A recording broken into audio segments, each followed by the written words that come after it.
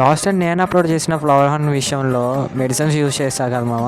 So ఆ video చూసిన ఎక్వాబార్ bro అయితే మనకి మెసేజ్ అయితే చేశారు, నువ్వు అన్నెసెసరీ మెడిసిన్స్ కట్ట యూజ్ చేసి నీ అందరికి నువ్వే ఫ్లవర్ హార్న్ హెల్త్ని అయితే పాడు చేస్తున్నావు అన్నాడు మామ. ఇంకా మన బ్రో ఎలాగో దానికి ఎలా క్యూర్ అవ్వాలో కూడా పెట్టేశాడు కాబట్టి ఇంకా మొత్తం నేనైతే రెడీ చేయడానికి స్టార్ట్ అయిపోయాం మామ. మొత్తానికి అయితే మనం 2 feet ట్యాంక్ అలాగే హీటర్ కూడా కొనుక్కోవడానికి అయితే స్టార్ట్ అయిపోయాం. అలా ధవళేశ్వరం నుంచి రాజమండ్రి అయితే వచ్చేసాం మామ జాంపేటకి. సో ట్యాంక్ కొనడానికి జాంపేట దాకా రావాల్సిన అవసరం ఏముందా, అక్కడ ధవళేశ్వరంలో లేవా అని మీ డౌట్ రావచ్చు. సో ఇక్కడ నాకు తెలిసిన బ్రో అయితే ఉన్నాడు అనమాట, కాబట్టి నాకు మంచిగా ఆఫర్ అయితే ఇచ్చాడు. కాబట్టి నేను ఇంకా ఆన్ స్పాట్ మా నోడిక దగ్గరికి అయితే వచ్చేసాం మామ. సో ఇంకా ట్యాంక్ అలాగే ఒక హీటర్ కూడా తీసుకున్నా.